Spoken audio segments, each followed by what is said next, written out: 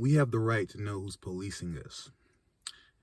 If you have any interaction with law enforcement, it would be in the interest of the public if you publicize their names and identities.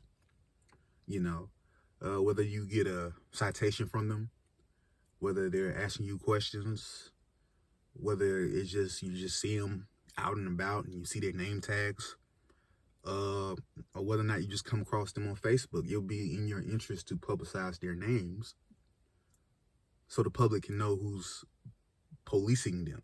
You know, that would be a great help to the public, to the public's interest, if the people just stop publicizing law enforcement names. You know what I'm saying? Because law enforcement is mobilizing against us. It would be in our best interest to mobilize against them to keep them from doing any wrongdoing, because they're not held accountable. Qualified immunity is still in effect. But the one right we do have is to know their identities. But people act like we don't have that right, but we do. You know what I'm saying? And it doesn't even have to be a bad incident for, you know what I'm saying?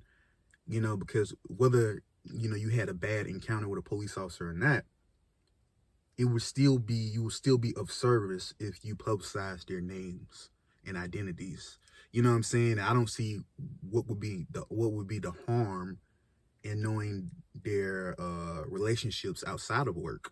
Their family relationships, their friend relationships. You know what I'm saying? Their religious groups, their churches, their outside, employers that, any employment they have outside of law enforcement, any groups they may be tied to outside of law enforcement. I don't see what would be the harm of knowing that, because it helps you figure out who this person is.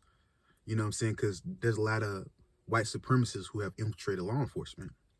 There have been many cops who have been arrested and charged for participating in the Capitol riots. So, to know who they're clicked in with, who they keep company, who they're friends with on Facebook, I think that would be of great interest to the public to know that this person is not tied to anyone dangerous. You know what I'm saying? I'm not saying to harass or, threaten or any of that to them or anybody they have relationships with. But I think we should be allowed to know who they have relationships with. I think we should know who they're friends with, who they're family with, because they know who we're friends and who we're family with. They know who they know all of our friends. They know our friends, our acquaintances, who we hang out with. They know all that.